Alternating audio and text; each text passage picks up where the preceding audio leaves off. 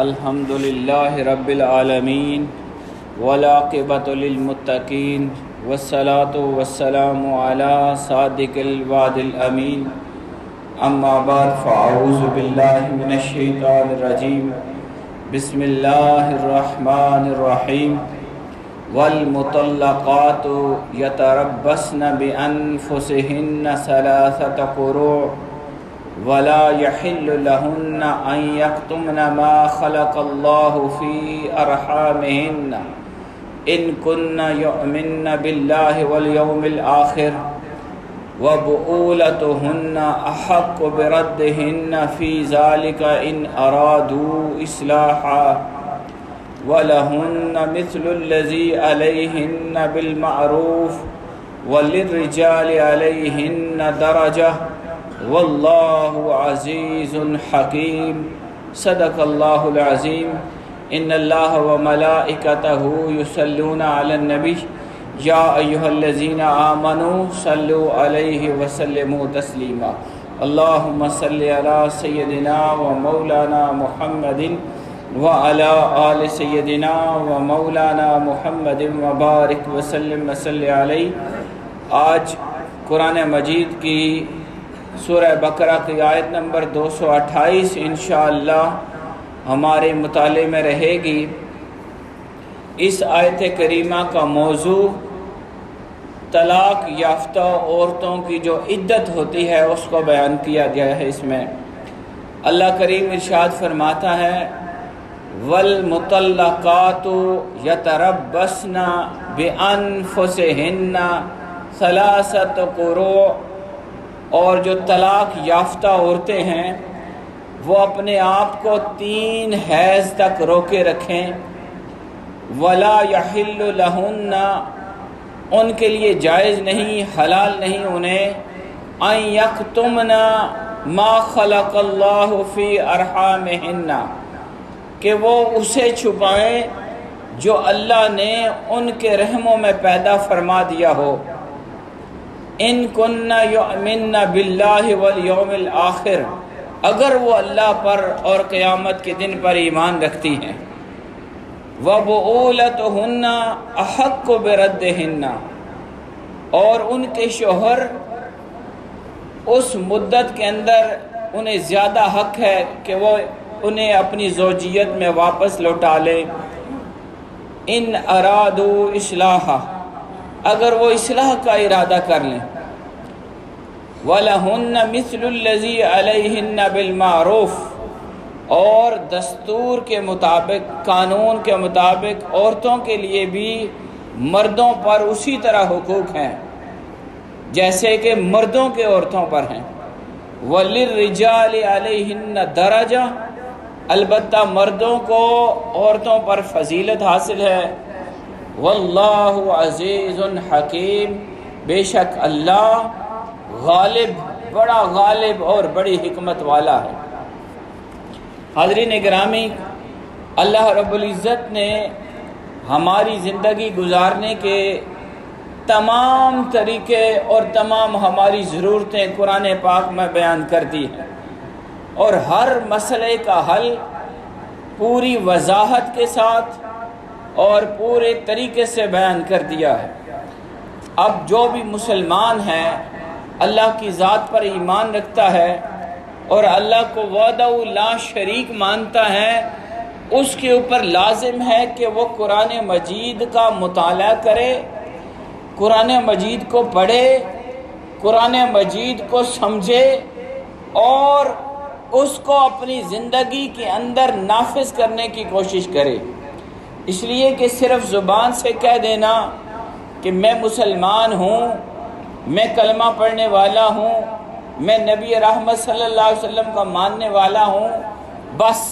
اس کے بعد زندگی ساری اپنی من مرضی کے مطابق گزارنا، یہ جائز نہیں، یہ کوئی مسلمانی نہیں۔ اسلام میں کامل وہی ہے جس کا عقیدہ بھی درست ہو اور اس کا عمل بھی اس کے عقیدے کے مطابق ہو۔ میرا کہنے کا مقصد یہ ہے، جیسے کہ آپ سمجھ چکے، کہ اگر ہم مسلمان ہیں اور الحمدللہ ہم مسلمان ہیں، تو ہمارا ہر عمل ہمارا ہر کردار، ہمارا ہر گفتگو کا جملہ اور ہماری صبح و شام وہ اللہ کے ان قوانین کے تابع ہو۔ اگر تو ہم ان قوانین کو جو قرآن میں بیان ہوئے ہیں ان کے مطابق زندگی گزارتے ہیں تو اس کا مطلب یہ ہوگا کہ ہم نے اللہ کو دل و جان سے اپنا رب واحد مان لیا ہے اور ہم حضور کے سچے پیروکار ہیں۔ لیکن اگر ہمیں قرآن پڑھنا ہی نہیں آتا اور پتہ ہی نہیں ہے قرآن میں کیا لکھا ہے، اور اگر کوئی کسی طریقے سے ہمارے کان میں ڈال دیا جائے کہ قرآن میں یہ لکھا ہے، ہم اس پر عمل کرنے کے لیے تیار ہی نہیں، تو حاضرین پھر اپنے ایمان کے بارے میں آپ خود فیصلہ کریں کہ آپ کیسے مسلمان ہیں، کہ جب قرآن اللہ نے دیا آپ اس لیے ہے کہ ہم اس پر عمل کریں، اور اگر ہم عمل کرتے ہیں، اللہ کی شریعت کو مانتے ہیں، اللہ کے بتائے ہوئے قوانین پر عمل کرنے والے ہیں اور ان کو دل و جان سے تسلیم کرتے ہیں، تو اس پر اللہ کا شکر ادا کرنا چاہیے۔ لیکن اگر ہمارا کردار و عمل، ہماری معاشرت، ہمارا جینا مرنا، ہماری صبح و شام، ہمارے کردار، ہمارے اخلاق اس قرآن کی تعلیمات کے خلاف ہیں، تو پھر ہمیں خود اپنے بارے میں فیصلہ کرنا ہے کہ ہم مسلمان ہیں یا نہیں۔ اگر ہے تو کیسے مسلمان ہیں، اللہ کی بارگاہ میں ہمارا کیا مقام ہوگا، اور کل ہم کس منہ سے اللہ کی بارگاہ میں پیش ہوں گے۔ حاضرین گرامی، اللہ رب العزت کریم رب ہے، مہربان رب ہے اور بے انتہا فضل فرمانے والا رب ہے۔ اس نے عالم انسانیت پر، انسانوں پر کرم کیا ہے کہ ان کو اپنا حبیب حضور سید عالم نور مجسم حضرت محمد مصطفیٰ صلی اللہ علیہ وسلم جیسی عظیم ہستی عطا کی، اور آپ کے صدقے، آپ کے طفیل، آپ کے ذریعے ہمیں عظیم کتاب قرآن عطا کیا۔ آپ پڑھیں گے اور سنیں گے کہ جب تک قرآن کی یہ تعلیمات نہیں تھی، دور جاہلیت تھا، اس دور میں عورتوں کے ساتھ کیسا سلوک تھا۔ قرآن مجید کی آیت مبارکہ میں جو طلاق یافتہ عورتیں ہیں، انسان زندگی گزارتا ہے اور جب شادیاں ہوتی ہیں، نکاح ہوتا ہے تو نیت اچھی ہوتی ہے، لیکن معاشرہ ہے، زندگی گزارتے گزارتے بعض اوقات انسانوں کے تعلقات میاں بیوی کے اچھے نہیں رہتے، اور کسی بھی وجہ سے اگر طلاق ہو جائے تو اس کے بعد عورتوں کے لیے یہ حکم ہے کہ وہ یتربصن، وہ روکے رکھیں، بِأَنفُسِهِنَّ، اپنی جانوں کو، ثلاثۃ قروء، 3 حیض تک۔ یہ ان کی عدت ہے، روکنا ہے۔ عدت کا لغوی معنی بھی پتہ ہونا چاہیے۔ عدت کا لغوی معنی ہے گننا، عددہ، تعداد سے ہے، تو گننا، یعنی ہم عربی میں اگر اس کو دیکھیں تو یوں کہا جاتا ہے عددت الشیء، میں نے اس چیز کو گن لیا، یہ کتنی چیزیں پڑی ہوئی ہیں میں نے ان کو گنتی کر لی۔ تو گننے کا معنی یہ تعداد، عدد، اسی سے ہے عدت۔ یعنی قرآن مجید ہمیں یہ بتاتا ہے کہ جب عورت کو طلاق ہو جائے تو اس کے اوپر لازم ہے کہ وہ گنتی کے ایام جو 3 حیض تک ہیں وہ اپنے آپ کو روکے رکھے، وہ ان پابندیوں کو اپنے اوپر نافذ کرے اور کوئی اور قدم نہ اٹھائے۔ اصطلاحی معنی کیا ہے عدت کا؟ وہ یہ ہے کہ وہ وقت یا وہ مدت جس میں عورت اپنی آزادی کا انتظار کرتی ہے۔ خاوند فوت ہو گیا یا خاوند نے طلاق دے دی، کوئی بھی، یا اس نے خلا لے لی، کوئی بھی صورت بنے، جب اس کا تعلق اپنے خاوند سے کٹتا ہے تو یہ کچھ عرصہ جو قرآن بیان کرتا ہے ثلاثہ قروء، 3 حیض تک وہ اپنے آپ کو روکے رکھتی ہے اور گنتی رہتی ہے، یعنی وہ گزارتی ہے، انتظار کرتی ہے۔ عربی میں سے کہا جاتا ہے اسمون، عدت نام ہے لمدہ، اس مدت کا تتربص فیہا المرأۃ عن التزویج، جس میں عورت نیا نکاح کرنے سے اپنے آپ کو روک کے رکھتی ہے۔ کب؟ بعد وفات زوجہا، اپنے خاوند کے وفات کے بعد، او فراق ہی لہا، یا اس سے جدا ہونے کے بعد۔ جدائی کی کوئی بھی شکل ہو سکتی ہے، خاوند طلاق دے دے یہ بھی جدائی ہو سکتی ہے، یا عورت خود خاوند سے کھلا لے لے پھر بھی جدائی ہو سکتی ہے، یا خاوند فوت ہو جائے جدائی ہو سکتی ہے۔ تو یہ وہ مدت جو خاوند سے علیحدگی کے بعد عورت کو گزارنی ہوتی ہے اسے عدت کہا جاتا ہے۔ عدت کا حکم کیا ہے؟ اگر کسی عورت کا خاوند اس سے جدا ہو جائے، طلاق ہو جائے، تو پھر ہر عورت کے اوپر عدت واجب ہوتی ہے۔ اس کی تفصیل ہم پڑھیں گے کہ وہ عورت جس نے اپنے خاوند کے ساتھ خلوت صحیحہ کیا، یعنی اس کے ساتھ اس کا جسمانی تعلق جڑا، جمع ہوا، خلوت صحیحہ ہوئی، اب اگر خاوند اپنی عورت کو طلاق دے دے تو اس کے اوپر عدت کا گزارنا واجب ہے۔ اور جس عورت کا نکاح ہو لیکن خاوند کا اس کے ساتھ ملاپ نہیں ہوا، جمع نہیں ہوا، خلوت صحیحہ ثابت نہیں ہے، اس کے اوپر عدت گزارنا واجب بھی نہیں ٹھہرتا۔ وہ عورتیں جن کو حیض کا خون نہ آتا ہو ان کی عدت 3 ماہ ہے، وہ ہم علیحدہ جگہ پڑھیں گے۔ اور جو عورتیں حاملہ ہوں، ان کے پیٹ میں بچہ ہو، تو دوران حمل اگر کوئی خاوند طلاق دے دیتا ہے اپنی بیوی کو لیکن اس کے پیٹ میں بچہ ہے تو اس کی عدت بچہ کے پیدا ہونے تک ہے، چاہے بچہ طلاق دینے کے فوراً بعد پیدا ہو جائے، دوسرے دن پیدا ہو جائے، عورت کی عدت پوری ہو جائے گی، یا کئی مہینے تک اس کو انتظار کرنا پڑے تو وہ عدت اس کی بچہ پیدا ہونے تک ہے۔ وہ عورت جس کا شوہر فوت ہو جائے اگر وہ حاملہ ہو اور طلاق بھی دی ہو، ایک عورت کو خاوند نے طلاق دے دی اور وہ حاملہ تھی، پیٹ میں بچہ تھا، اور ساتھ ہی خاوند فوت بھی ہو جائے، تو اب خاوند کے فوت ہو جانے کے بعد بچہ جننے تک وہ عورت جو ہے وہ پابند ہے عدت کی۔ اگر خاوند فوت ہوا اور ادھر سے بچہ دوسرے دن پیدا ہو گیا تو عورت جو ہے وہ آزاد شمار ہوگی، اس کا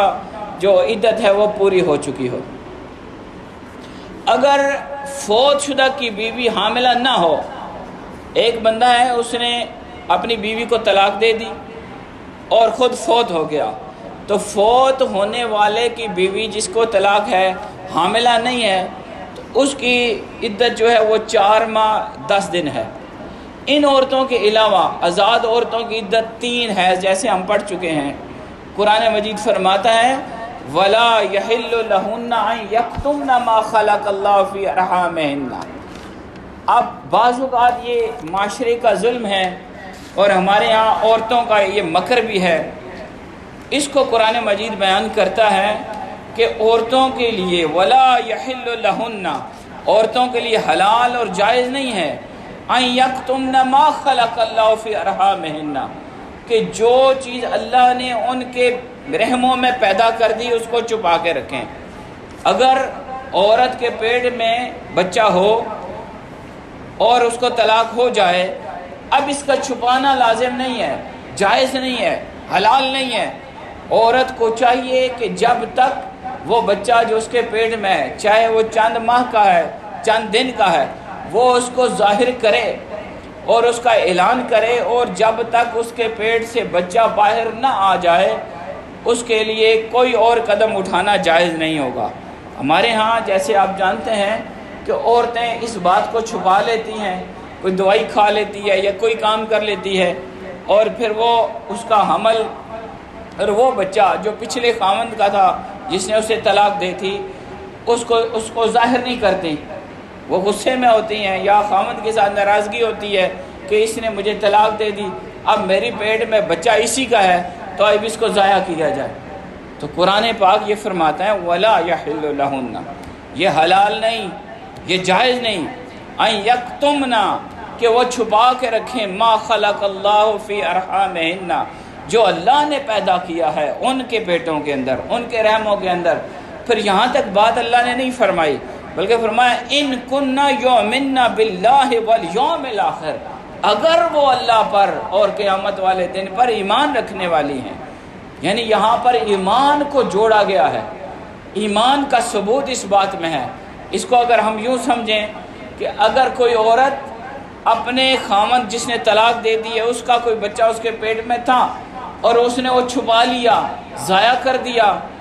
اس کا یہ مطلب ہے قرآن فرماتا ہے ان کننا یؤمنن باللہ والیوم الاخر، یعنی ان کا ایمان اللہ کی ذات پر نہیں ہے، ان کا ایمان قیامت والے دن پر نہیں ہے، وہ اللہ کو ماننے والے نہیں ہیں جو یہ کام کریں، کیونکہ یہ اللہ کا حکم ہے اور اللہ ہی نے اس جان کو ان کے پیٹ میں ڈالا ہے۔ اب یہ لازم ٹھہرتا ہے، فرض ہے، ضروری ہے کہ وہ اس حمل کو، اس بچے کو ظاہر کریں، اور جب تک وہ بچہ اپنی مدت پوری کر کے باہر نہ آ جائے، پیدا نہ ہو جائے، وہ اس خاوند کی ایک طرح سے زوجیت میں ہے اور وہ اس کی ذمہ داری میں ہے۔ قرآن مجید کی اس انداز کو ہمیشہ سامنے رکھنا چاہیے۔ ہمیں قرآن پاک میں اللہ پاک نے بہت ساری باتیں اس طرح سمجھائی ہیں کہ لوگوں یہ میرا حکم ہے، میری تخلیق ہے، میں نے اس بچے کو پیدا کیا ہے، اب تمہارے اوپر لازم ہے اگر تم ماننے والے ہو خدا کے، اللہ کی ذات پر ایمان کا تقاضا یہ ہے کہ ہم اس کے حکم پر عمل کریں۔ حاضرین، جیسے میں نے شروع میں آپ کو ایک اختصار کے ساتھ بات کی کہ ہم اگر اللہ کو مانتے ہیں، اللہ کو وحدہ لا شریک مان کر ہم خود کو مسلمان کہتے ہیں، یہ بڑا درجہ ہے، یہ بڑی نسبت ہے، بڑی برکت ہے، ایمان کی بنیادی تقاضا پورا کرتے ہیں۔ لیکن اگر ہم احکام خداوندی کو چھوڑ دیتے ہیں، اگر ہم اللہ کے حکم کو نہیں مانتے، تو اس کا مطلب یہ ہوا کہ ہم نے اللہ کی ذات کا انکار کیا۔ یوں ہی اللہ نے یہاں پر فرمایا کہ اگر کوئی عورت اپنے رحم کے اندر موجود بچے کو چھپا دے تو اس کا مطلب یہ ہوگا کہ اس نے اللہ کی ذات کا انکار کیا، اس نے قیامت والے دن کا انکار کر دیا۔ آگے فرمایا وَبُعُولَتُهُنَّ أَحَقُّ بِرَدِّهِنَّ إِنْ ذَلِكَ فِي ذَلِكَ إِنْ أَرَادُوا إِصْلَاحًا، اور ان کے شوہر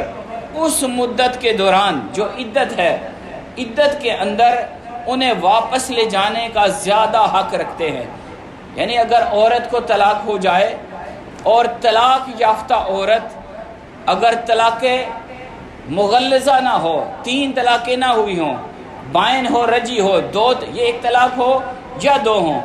اس دوران اگر عورت عدت کے اندر ہے، وقت گزار رہی ہے، عدت بنائی اسی لیے گئی ہے کہ ایک ویٹنگ ٹائم دے دیا گیا ہے کہ عورت بھی سوچے اور مرد بھی سوچے کہ کیا وہ اس فیصلے کو ہمیشہ کے لیے اپنے اوپر نافذ کر رہے ہیں، کیا وہ ہمیشہ سے اپنے آپ کو علیحدہ کر رہے ہیں۔ یہ اللہ پاک کا ایک رحم کا، مہربانی کا، کرم کا، ہمارے اوپر ایک خاص فضل کا ایک طریقہ ہے کہ اگر کوئی شخص اپنی بیوی کو طلاق رجی دے دے، 1 طلاق دی یا 2 دے دی،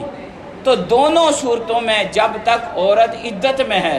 وہ واپس اپنے خاوند کی طرف جا سکتی ہے۔ قرآن یہی بیان کرتا ہے وَبُعُولَتُهُنَّ،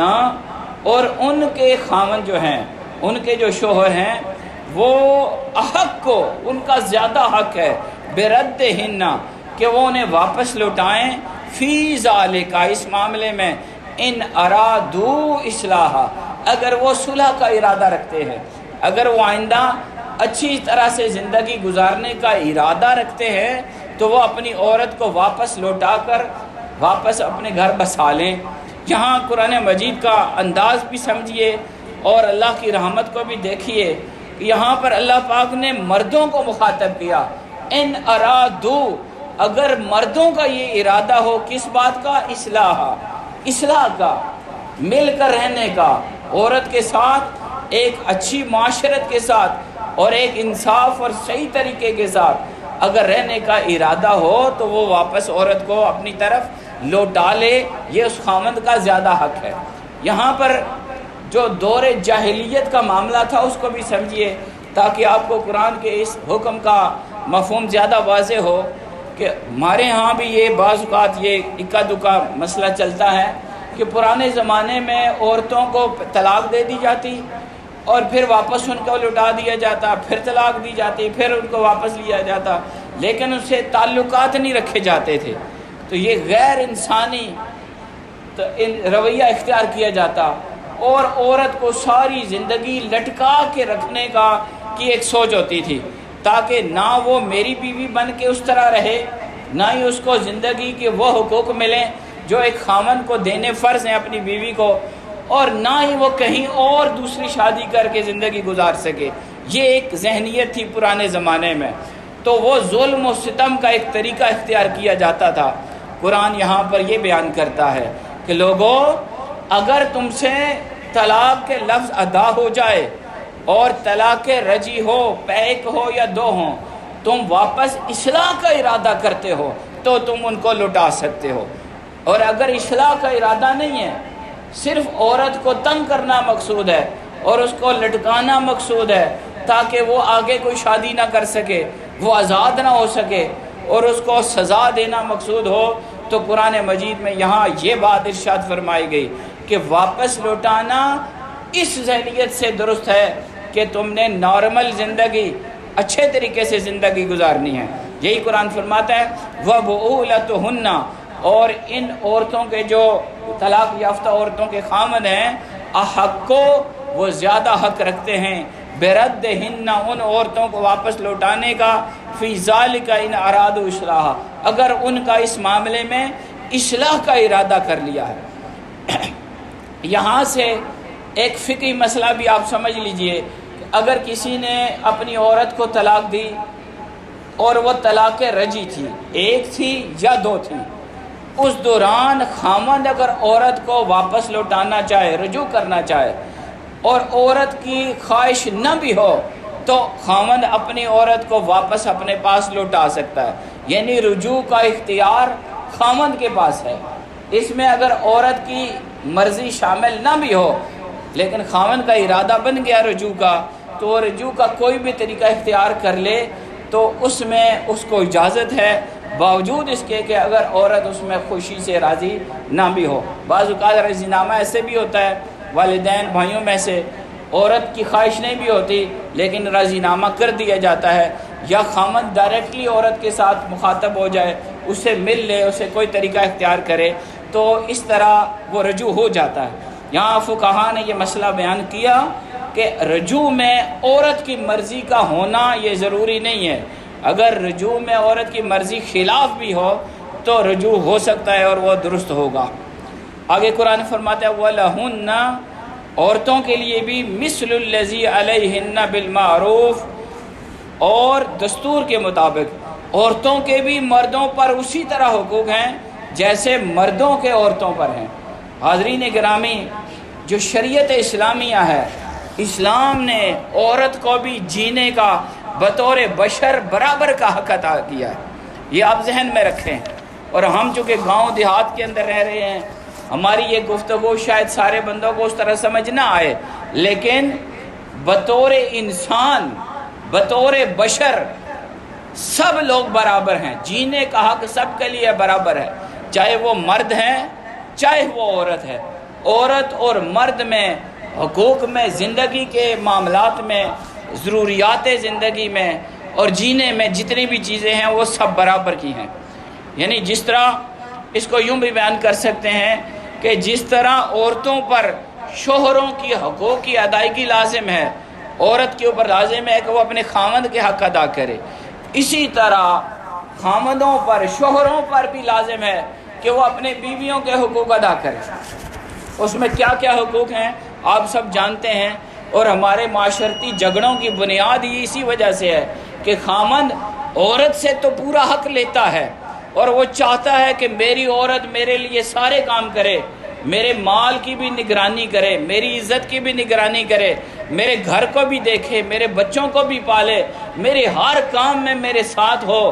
لیکن جو عورت کا حق ہے وہ دینے میں خاوند کو تکلیف ہوتی ہے۔ عورت کا سب سے پہلا حق نان نفقہ ہے کہ اس کو پورا کھانا پینا، لباس، رہائش، علاج اور اس کی جتنی بھی بنیادی ضرورتیں ہیں یہ خاوند کے اوپر لازم ہے، یہ فرض ہے۔ آج میں نے اپنی چھوٹی سی زندگی میں یہ دیکھا ہے کہ معاشرتی حوالے سے جتنے بھی جھگڑے چل رہے ہیں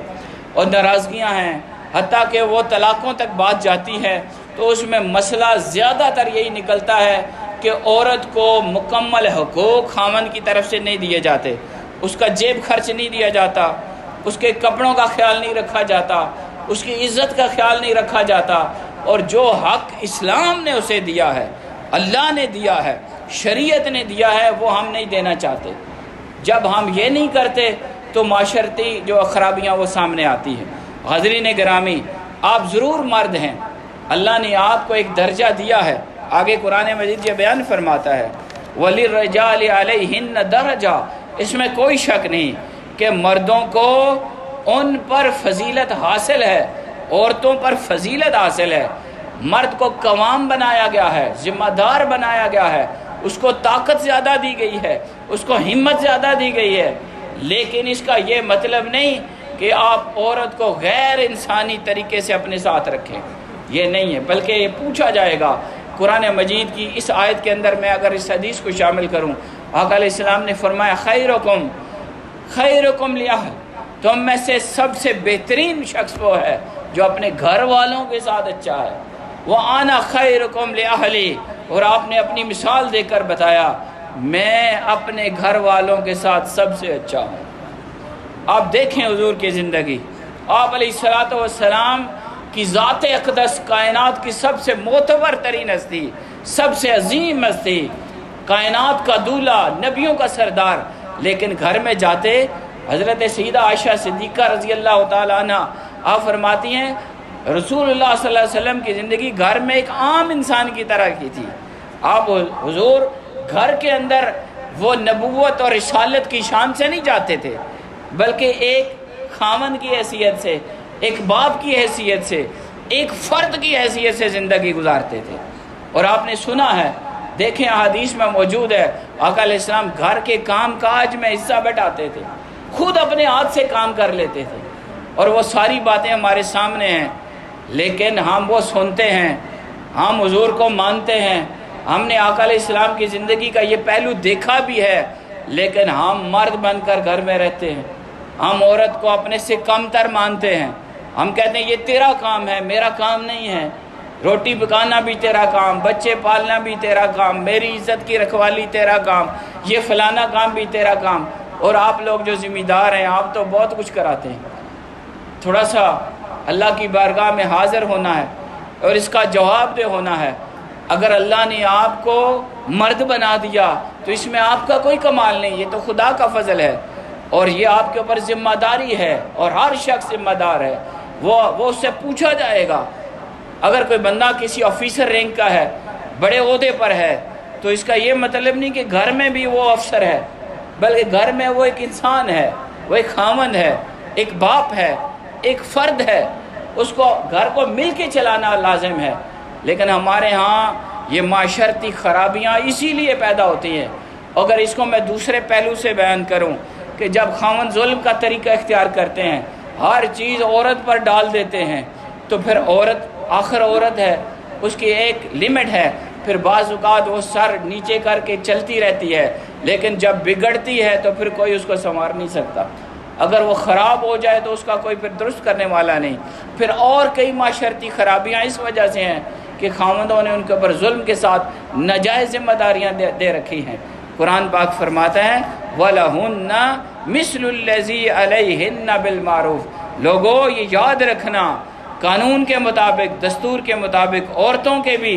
مردوں پر اسی طرح حقوق ہیں جس طرح مردوں کے عورتوں پر ہیں۔ ہاں یہ علیحدہ بات ہے وَلِلرِّجَالِ عَلَيْهِنَّ دَرَجَةٌ، عورتوں کو مردوں پر فضیلت تو نہیں، مردوں کو عورتوں پر فضیلت حاصل ہے۔ یہ فضیلت لازم ہے ضرور، لیکن انسانیت میں، معاشرت میں، زندگی گزارنے میں، جینے میں، ضروریات میں سب کا خیال رکھنا ایک دوسرے کا، یہ آپ کے اوپر یہ لازم ہے۔ عورت بھی خیال رکھے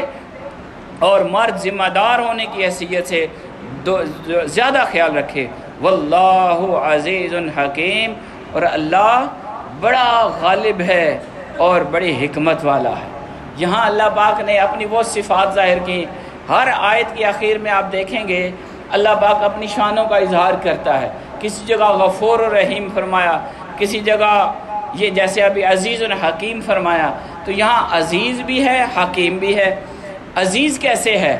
غالب ہے، طاقت والا ہے، یعنی اگر تم نے میرے اس قانون کی خلاف ورزی کی، اور تم نے اپنے حقوق پورے ادا نہ کیے، میرے قانون کے مطابق نہ چلے۔ اور جتنی یہ باتیں پیچھے آیت میں بیان ہوئی، عدت سے لے کر عورتوں اور مردوں کے حقوق تک، فرمائے یاد رکھنا پھر میں غالب ہوں، پھر میں غلبہ رکھتا ہوں، میں تم سے پوچھنے کی طاقت رکھتا ہوں، تم میرے آگے جواب دے ہوگے، اور تم سے میں پوچھوں گا کہ جب میں نے تمہیں قرآن دیا، اس کو کھول کھول کر بیان کیا گیا، تو پھر بھی تم نے میرے قانون، میرے حکم کے خلاف ورزی کیوں کی؟ کیوں ظلم کیا؟ کیوں عورتوں کے ساتھ زیادتی کی؟ کیوں تم نے اپنے فرائض ادا نہیں کیے؟ اور اسی طرح عورتوں سے پوچھا جائے گا کہ تم نے اپنی ذمہ داریاں پوری ادا کیوں نہیں کی؟ یعنی پورے معاشرے کو آرگنائز کرنے کے لیے اللہ پاک نے یہ لفظ ارشاد فرمایا، حکیم، اللہ حکمت والا ہے، کہ جب تم بھی اپنے فرض پورے کرو گے، عورتیں بھی کریں گی، ان قوانین کے مطابق زندگی گزارو گے، تو تم دیکھو گے کہ تمہاری زندگی کتنی خوبصورت گزرتی ہے، کتنی تمہارے گھر میں خوشحالی آتی ہے، تمہیں کتنی خوشی کے ساتھ تمہارے زندگی کے ایام گزرتے ہیں۔ حاضرین گرامی، بات یہاں ختم کرتا ہوں کہ کامیابی کا راستہ صرف یہ ہے کہ ہم اللہ اور اس کے رسول کو مانیں اور اس کی شریعت کے مطابق اپنے آپ کو ڈھالنے کی کوشش کریں، قرآن مجید کو پڑھیں اور اس کو سمجھیں، پھر اس کو اپنی زندگی کے اندر نافذ کریں، تو انشاءاللہ تعالی ہماری دنیا بھی سنور جائے گی اور آخرت بھی۔ اللہ کی بارگاہ میں دعا ہے مولا پاک ہمیں عمل کی توفیق عطا فرما، وما علینا الا البلاغ المبین۔